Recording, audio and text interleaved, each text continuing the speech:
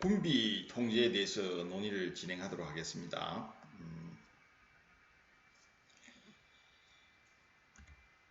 자, 강의할 내용은요, 군비 통제의 개념과 기능에 대해서 우리가 먼저 좀 살펴보고요. 그리고 군비 통제 분류와 또 군비 통제와 국가 안보 정책에 대해서 논의를 진행하도록 하겠습니다. 자, 군비 통제는 이 잠재 적국 간 혹은 관련국 간의 제한적인 군사 협력을 통해서 상호 위협의 수준을 낮추어서 이 안보를 달성하는 방식이라 할 수 있는데요. 이러한 것은 이 관련국 간 상대국의 안보 이익과 동기를 존중하면서 상호 공존을 추구하려는 인식을 바탕으로 하고 있는 것이죠. 이러한 점에서 군비 통제는 이 공동 안보를 실행하는 데 있어서 주요 추진 수단이라고 할 수가 있습니다.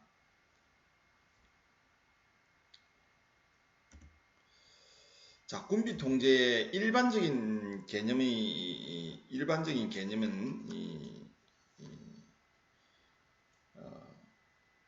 슬라이드에 나와 있죠. 그래서 군비 통제는 일반적으로 이 잠재적 적국 사이의 이 전쟁의 가능성과 전시의 그 확산 범위와 파괴력을 제한하며 또 평시 전쟁에 대비한 이 정치 경제적 기회비용을 감소시키기 위한 다양한 형태의 군사적 협력을 의미한다고 볼 수가 있습니다. 자, 그런데 이런 일반적인 군비 통제의 개념에서 우리가 이 군비 통제의 주체 국가가 반드시 적대국이나 또 잠재 적국에 국한되어야 하는 그런 의문점이 생길 수가 있죠. 그리고 두 번째는 이 다양한 형태의 군사적 협력의 범위가 어디까지이고 그 실질적인 통제의 이 수단으로는 어떤 방법이 동원될 수 있는가라는 문제를 우리가 제기할 수가 있는 것이죠. 자, 이러한 의문점들은 일반적인 군비 통제의 개념이 결국은 잠재 적국 사이에라는 어떤 전제가 있기 때문에 이런 의문이 성립을 하는 것이죠. 그리고 어떤 다양한 형태의 군사적 협력을 의미한다고 했기 때문에 과연 이 다양한 형태의 군사적 협력의 범위가 어디까지인가 이런 것들이 상당히 애매모호할 수 있고요. 또 실질적인 통제 수단이 결국은 어떤 방법이 동원될 수 있는가라는 데 대한 의문이 제기될 수 있는 것이죠. 자, 다음은 일반적인 개념을 좀 더 구체적인 어떤 개념을 우리가 한번 살펴보도록 합시다. 자, 이 군비 통제 개념에 대한 이 외형과 내포를 우리가 분명히 하기 위해서는 이 군비와 통제에 대한 어떤 해석이 좀 필요해 보입니다. 첫 번째 군비에 대한 해석을 좀 살펴보면요. 군비에 대한 해석은 이 군비 통제의 대상과 범주를 결정을 하는 것이죠. 군비란 우리가 흔히 무기 혹은 군사비를 지칭하는 의미로 이해되는 경향이 있지만 분석적인 의미에서 군비란 이 무기와 병력의 생성, 유지, 배치, 그리고 사용 등과의 관련된 자원과 자원의 준비를 통칭하는 개념으로 이해하는 것이 타당하다고 볼 수가 있어요. 자, 이렇게 볼 때 군비라는 것은 현재적 혹은 잠재적 군사력을 포함하는 포괄적인 개념이라고 할 수가 있습니다. 자, 예를 들면 이 광의의 군사력이라는 것은 전선에 배치되었거나 또는 투입 가능한 상태의 병력과 무기 체계를 의미하는 이런 상비 군사력과 또 전쟁 발발 직후 동원 가능한 인적, 물적 자원을 포함하는 동원 군사력과 또 전쟁 수행을 위해서 동원할 수 있는 인력과 경제력, 과학기술 능력 등을 의미하는 잠재 군사력 등을 포함하는 군사력을 지칭하는 것이 바로 이 광의의 군사력의 개념이죠. 반면에 협의의 군사력은 보통 상비 이 군사력만을 의미하는 게 보통이죠. 다시 말해서 군사 편제에 속해 있어 가지고 즉각 동원 가능한 병력과 무기 체계를 보통 협의의 개념에서 우리가 군사력이라고 이야기를 합니다. 자, 이런 맥락에서 오늘날 이 군비 통제 개념은 상비 군사력은 물론 이 잠재적 군사력과 또 그 군사력의 사용과 관련된 매우 복잡하고 다양한 측면을 내포하고 있습니다. 이렇게 볼 때 이 군비 통제라는 의미는 무기의 생산과 배치, 이전, 그리고 무기의 사용에 대해서 특정한 제한이나 규제를 하는 것을 우리가 협의의 군비 통제라고 말할 수 있습니다. 그리고 특정 무기 체계를 동결한다든지 제한한다든지 감축한다든지 폐기한다든지 또는 특정 군사 활동을 제한한다든지 또 군사력의 전개를 조정하고 통제한다든지 군사적으로 중요한 물자의 이전과 또 특정 무기의 사용을 제한 혹은 금지한다든지 우발 전쟁을 방지하고 또 국가 간의 군사적 투명성 확보를 통해서 신뢰를 구축하는 이런 것들을 포함하는 것은 바로 광의의 군비 통제라고 이야기할 수가 있어요.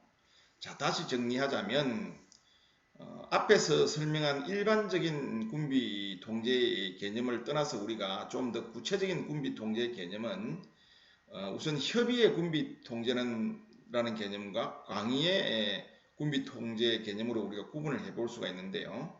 자, 협의의 군비 통제라는 것은 무기를 생산하고 배치하고 이전하고 또 사용에 대한 이 특정한 제한이나 규제를 하는 것, 이것이 바로 좁은 의미의 군비 통제라고 할 수 있고요. 그리고 슬라이드에서 보는 바와 같이 1번에서 7번까지의 내용 등은 광의의 군비 통제라는 개념으로 우리가 이해를 할 수 있습니다. 이처럼 군비 통제라는 개념은 매우 다양한 측면을 내포하고 있다고 볼 수가 있는 것이죠. 자, 군비 통제에 대한 개념적 정의와 관련해서 한 가지 언급해야 할 것은 바로 이 군비 통제의 주체 문제죠. 토마스 셸링과 헬프린의 전통적인 군비 통제 정의에서는 이 군비 통제의 주체를 잠재 적국으로 한정을 하고 있는데요. 이러한 구분은 오늘날 적절해 보이지 못합니다. 오늘날 군비 통제는 비단 이 잠재 적국 혹은 적대국 간의 문제만이 아니죠. 동맹국이나 또는 우호국 간에 아니 전 세계의 모든 국가가 이 군비 통제의 대상이 된다고 할 때 이 군비 통제 주체는 즉 모든 주권 국가로 확대되어야 하는 것으로 보는 게 타당하다고 볼 수가 있어요. 자, 분석적 의미에서 우리가 군비 통제를 한번 살펴보겠습니다. 이 분석적 의미에서 군비 통제는 일방, 쌍방 혹은 다자 간의 합의를 통해서 특정 군사력의 건설, 배치, 이전, 운용, 사용을 확인하고 제한하고 금지 혹은 축소해서 군사적 투명성을 확보하고 군사적 안정성을 제고해서 궁극적으로 국가 안보를 달성하려는 안보 협력 방안이라 이렇게 우리가 정의를 할 수가 있습니다.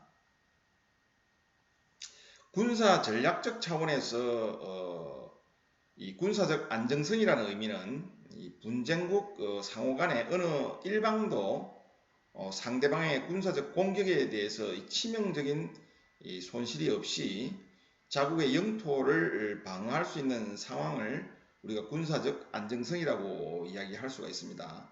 다시 말하면 일방이 타방에 대해서 군사적 공격을 감행하는 것으로 유발되는 이 기대 비용을 이 기대 이익보다 크게 해서 상호 전쟁이 억제되는 상태를 우리가 군사적 안정성이라고 이렇게 이야기를 할 수가 있습니다.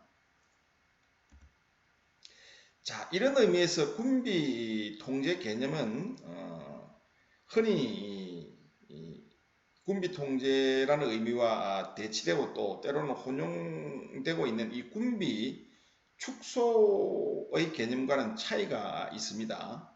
군비 축소라는 것은 항상 군사력의 감축을 전제로 하는 것이죠. 자, 이러한 감축은 특정 무기 체계나 병력의 부분적인 감축으로부터 군사력의 전면 폐기까지의 모든 영역을 포괄하고 있죠. 반면에 군비 통제라는 것은 군사력의 감축을 포함하고는 있지만 그것이 전부는 아니죠. 감축만을 의미하는 것은 아니죠. 군비 통제는 관련국 상호 간에 현재적인 군사력의 확인은 물론 이 제한하고 금지하고 그리고 감축하는 등 이 다양한 정책적 스펙트럼을 지니는 포괄적인 개념인 것이죠.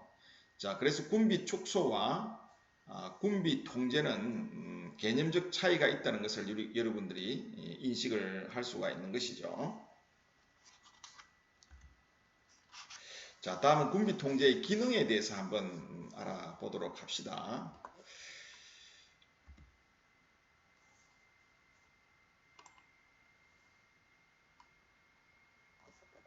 자, 군비 통제의 기능은 크게 우리가 군사적 기능과 정치적 기능으로 구분을 해볼 수가 있는데요.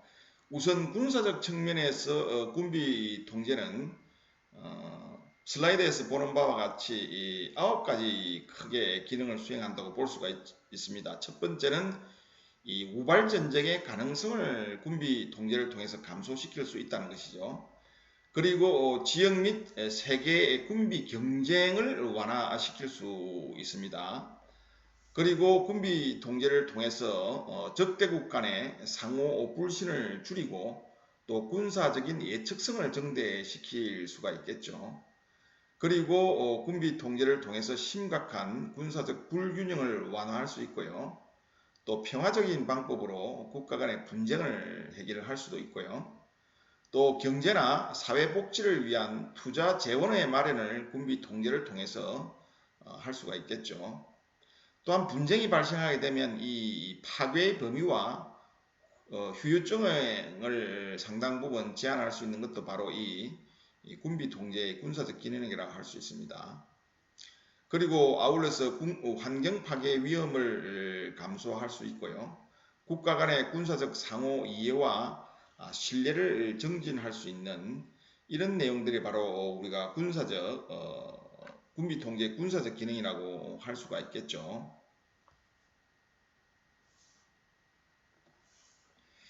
자, 이렇게 볼 때 이 군비 통제의 기능은 이 군사적 기능 외에도 또 정치적 기능도 한몫을 하고 있습니다. 어떻게 보면 군비 통제는 어떤 군사적인 측면에서 바라볼 것이 아니라 정치적인 측면에서 더욱 바라봐야 하는 것이 더 타당하다고 할 수가 있어요. 그래서 군비 통제의 정치적 기능을 한번 살펴보면요. 우선 첫 번째 이 군비 통제는 분쟁 관계에 있는 이 국가 간의 군사 안보에 대한 대화의 장을 마련함으로써 외교적인 채널을 유지해 줄 수가 있다는 것이죠. 그리고 이 군비 통제의 이 두 번째 정치적 기능은 이 군비 통제 협상 자체는 해당 국가 간의 상호 안보에 대한 이 공감대를 형성하는 교육과 학습의 장이 될 수 있다는 것이죠. 그리고 군비 통제 노력을 통해서 국가 안보에 대한 자국민의 정치적 안정감을 높여줄 수가 있고요. 또한 국가 간의 정치적인 변화 과정을 조정하고 통제하는 중요한 수단이 될 수 있다는 것이죠. 자, 이렇게 볼 때 이 군비 통제의 기능은 비단 군사적 측면에서 뿐만 아니라 이 정치적 측면도 함께 고려해야 하겠죠. 어떤 의미에서는 이 정치적 측면이 보다 더 중요하다고 할 수가 있습니다. 그동안 미국을 중심으로 해서 이 발전된 군비 통제에 대한 전통적인 시각은 억제 이론에 바탕을 둔 군사적 안정성의 확보를 강조해 왔습니다. 그렇기 때문에 미국을 중심으로 하는 이 서방의 군비 통제 노력은 이 상호 군사력의 비율을 통제하고자 하는 기술적 접근 방식을 위주로 전개되어 왔다고 볼 수가 있죠. 물론 군비 통제를 통해서 나타나는 결과는 군사력에 대한 이 하드웨어적인 통제이고 또 관련국 간의 군비 경쟁에 대한 통제로 나타난다고 할 수가 있습니다. 그러나 실제 그러한 결과가 곧바로 군비 통제의 이 본래의 기능, 뭐 예를 든다면 이 전쟁을 억제하고 제한하는 그런 기능을 말하는 것이죠. 이런 군비 통제의 본래의 기능과 직결된다는 보장은 없는 것이죠. 전쟁은 단순히 군사력의 차이나 군비 경쟁에 의해서만 유발되는 것이 아니기 때문에 그런 것이죠. 바로 이런 점에서 군비 통제의 결과는 이 기술적 수준에서의 군사력의 비율보다는 그 정치적인 효과에 의해서 판단돼야 한다는 이러한 주장에 우리가 주목을 할 필요가 있는 것입니다.